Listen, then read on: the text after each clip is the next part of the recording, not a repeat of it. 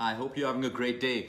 Well, for the longest time, I said in 2019 our focus would be on holistic health, including something called sleep deprivation, which is a very, very serious problem that we have in our lifestyles today. We don't understand that sleep deprivation and cutting down on our sleep is connected with almost every medical and lifestyle disease that there is out there.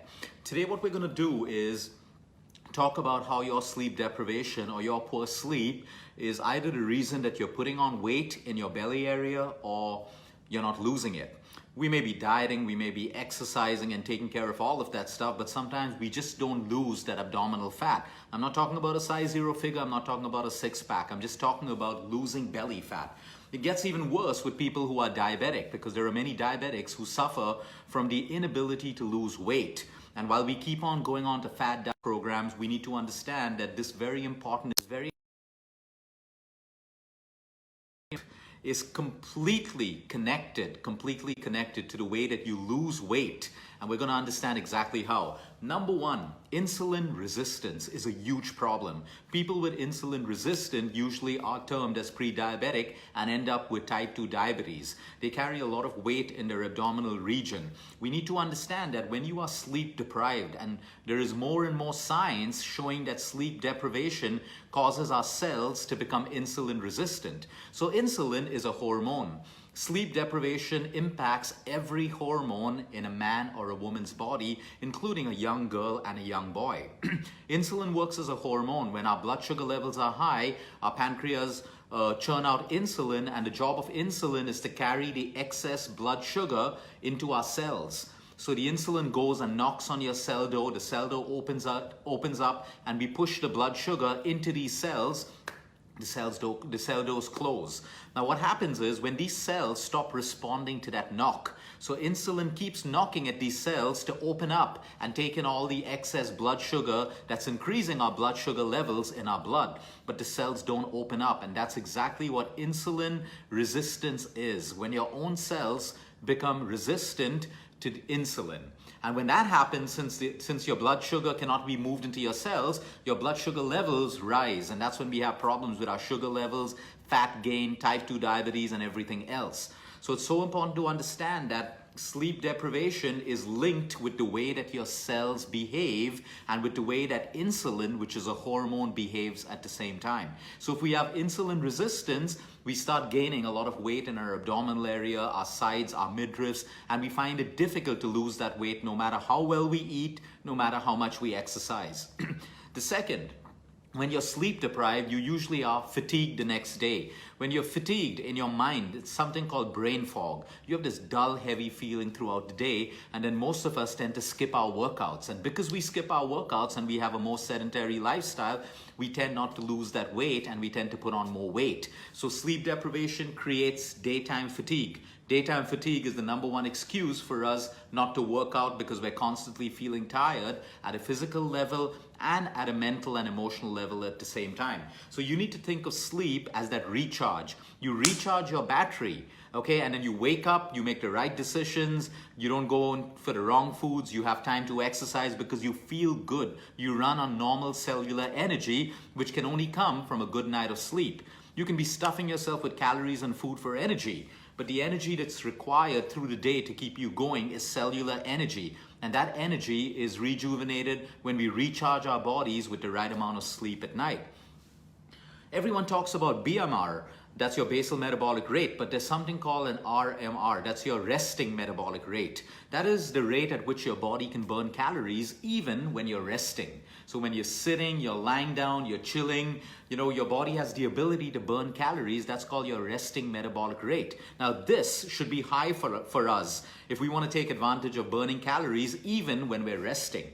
But with sleep deprivation, there's a direct link that the RMR factor actually falls. So if you're sleep deprived, your resting metabolic rate also falls, which means you're not burning calories even when you're in a period of rest, which means you could be sitting, you could be lying down, you could be chilling or sleeping.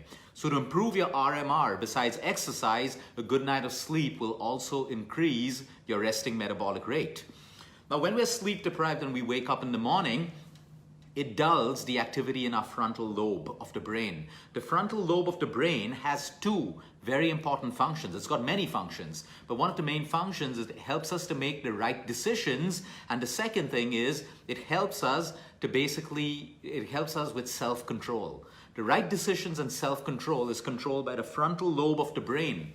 When you're sleep deprived, you have a duller activity in the frontal lobe, which means you make the wrong decisions about food, which is why when you're sleep deprived, you will automatically reach out for foods that are rich in sugar, salt, caffeine, stimulants, because you don't have that rationale to make the right decision. But when you're well rested, you'll find that you use your frontal lobe to make the right decisions about the kind of food and beverages that you should put in your body. And this same thing happens after a heavy lunch.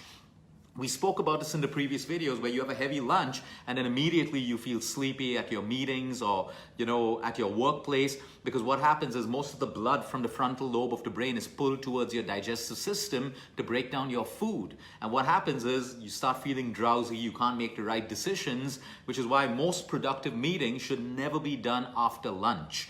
It should never be done after lunch, because if you're conducting a meeting where you want productivity, where you want creative ideas, where you want involvement and participation from your team, make sure that you don't do meetings right after lunch, because that's the time where your self-decision mechanism is impaired.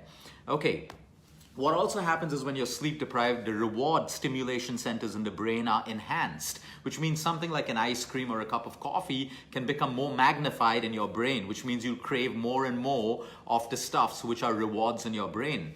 So if you use coffee as a reward, if you use sweets as a reward, this is more magnified because you're sleep deprived and the reward centers in the brain are more enhanced. Now, coming down into your system, why do you feel more hungry when you're sleep deprived? Your stomach produces a hormone called ghrelin, which stimulates the brain to feed us more food. When you are sleep deprived, you automatically produce more ghrelin. The more ghrelin you have, the more hunger stimulation you'll have from your brain, which means you go on mindlessly eating snacks and chips and food. Basically, you'll end up overeating because you have a hormone called ghrelin that is telling your brain to feed you food. So when you're sleep deprived, ghrelin goes up. There's another hormone called leptin, which is produced by our fat cells. This hormone is called the satiety hormone. So when leptin is produced the right way, we feel full automatically. But when we're sleep deprived, what happens is leptin isn't produced the right way, which means there's less leptin, which means we don't get the feeling of fullness, which means we go on overeating. So ghrelin, the hunger hormone, goes higher, and leptin, the satiety hormone, which we need more of, goes lower. And all of this is connected with sleep deprivation, which is why we have no control over our food when we're sleep deprived. Now, cortisol, which is your stress hormone, also goes up when you're sleep deprived. And cortisol is a great hormone, but it also has its side effects. When cortisol goes up, our appetites increase, which means we eat more when we're not really physically hungry. The second thing is cortisol, too much of cortisol breaks down muscle. It breaks down muscle, which means our fat percentage increases, especially in our abdominal area.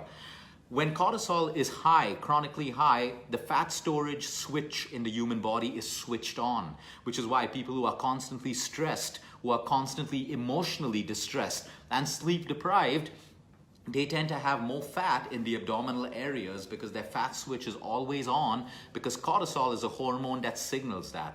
You see, everything in the human body works on communication. Communication between billions and trillions of cells. This communication is conducted by hormones like insulin, cortisol, testosterone, androgen, progesterone, estrogen. All of these are hormones that are constantly communicating with one another. So you have the right communication, your body works the right way. You have the wrong communication, you have every single problem, from PCODs to hormonal disorders to weight gain, inability, difficult menopauses, difficult period cycles. For men, lower energy, lower libido because your testosterone levels fall. So you see, sleep deprivation is also connected with the way that your hormones balance. You get a good night of sleep, you wake up with a well-balanced body with well-balanced hormones. But you have even one night of sleep deprivation, what happens is your hormones are out of balance, which means you have communication which is out of balance. And this is so important. You can go on punishing yourself with more and more exercise, more and more restriction and deprivation diets that psychologically affect you at some point. But if you don't get your sleep right, this will be a struggle.